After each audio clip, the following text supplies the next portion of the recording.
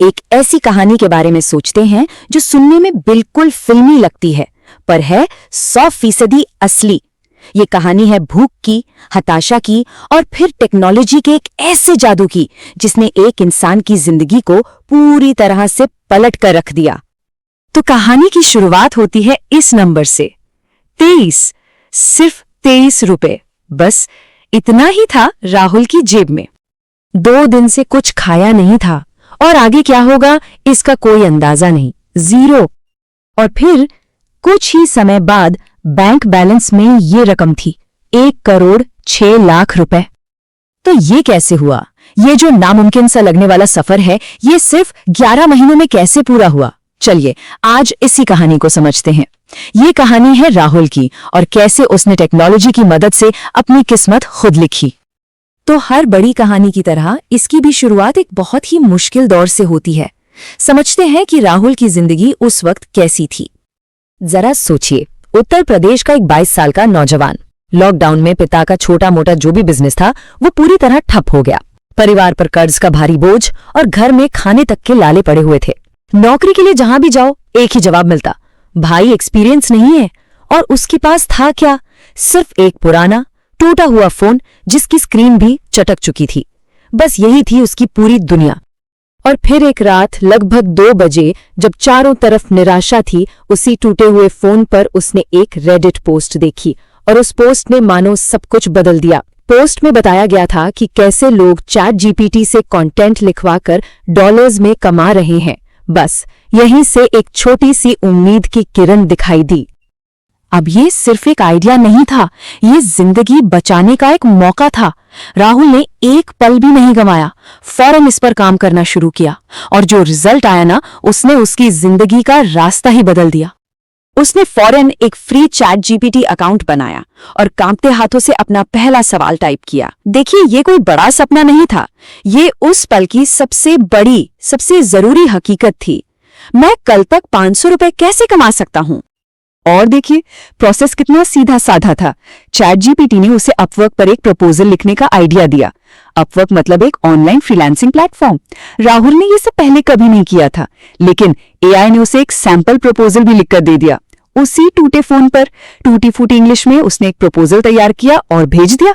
और पता है क्या, शाम तक उसे $8 का काम मिल चुका था।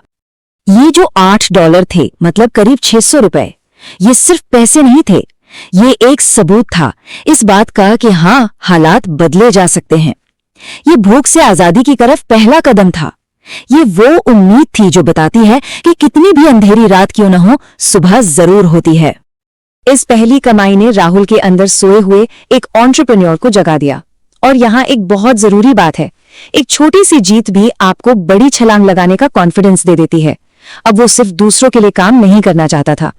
उसके दिमाग में अब एक नया सवाल चल रहा था, अगर मैं दूसरों के लिए फ्रीलांसिंग कर सकता हूं तो क्या मैं अपना खुद का बिजनेस नहीं बना सकता? ये सोच का एक बहुत बड़ा शिफ्ट था। मतलब अब लड़ाई सिर्फ जिंदा रहने की नहीं, बल्कि कुछ बनाने की थी। सर्वाइवल से क्रिएशन तक का सफर। उसने फिर से अपने दोस्त चैट जीपीटी से पूछा और जवाब मिला, एक हिंदी ई बुक बनाओ। टॉपिक, हॉस्टल में रहने वाले स्टूडेंट्स के लिए कम लागत वाली वेजिटेरियन रेसिपीज। एआई ने सिर्फ आइडिया ही नहीं दिया, बल्कि दर्जनों रेसिपीज लिख दी, कवर डिजाइन में मदद की और यहां तक कि पब्लिश कैसे करना है ये भी समझा दिया। राहुल ने दिन रात एक करके 48 पेज की एक ई बुक तैयार कर डाली। ई बुक से थोड़ी बहुत कमाई तो होने लगी थी, लेकिन फिर आया कहानी में असली ट्विस्ट, एक ऐसा मोड़ जिसने राहुल की सक्सेस की स्पीड को रॉकेट की तरह बढ़ा दिया। और ये जादू था अपनी कहानी को पूरी ईमानदारी से दुनिया को बताने का।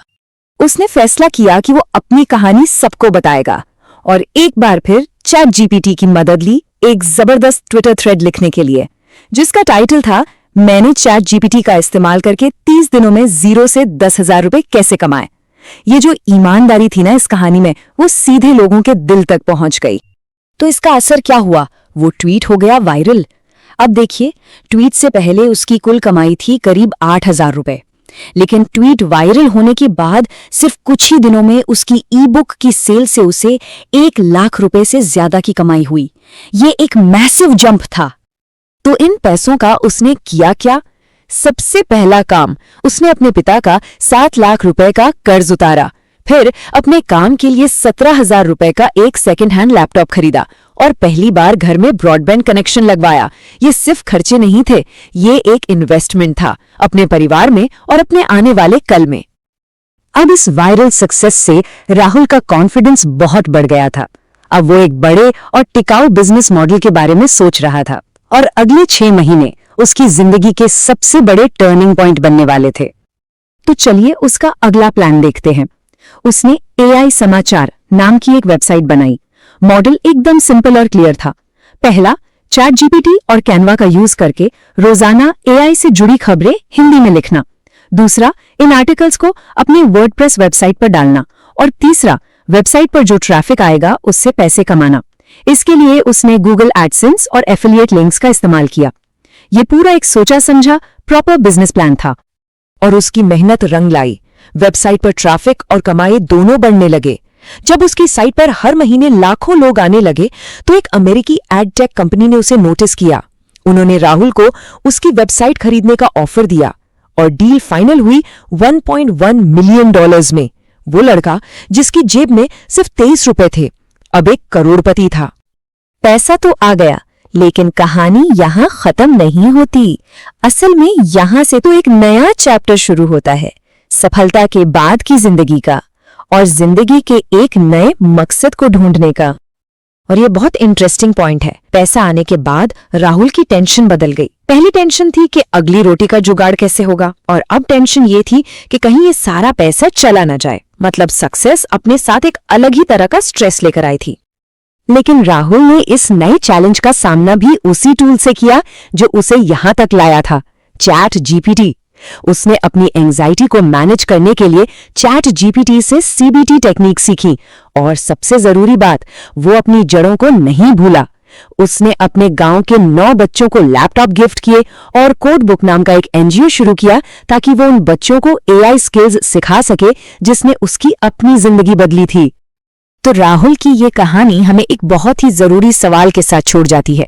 टेक्नोलॉजी का असली जादू आखिर है क्या? सिर्फ पैसा कमाना, या फिर उस पैसे और नॉलेज से दूसरों की जिंदगी बदलना? उसकी ये यात्रा भूख से सफलता और फिर सफलता से सेवा तक की एक शानदार मिसाल है।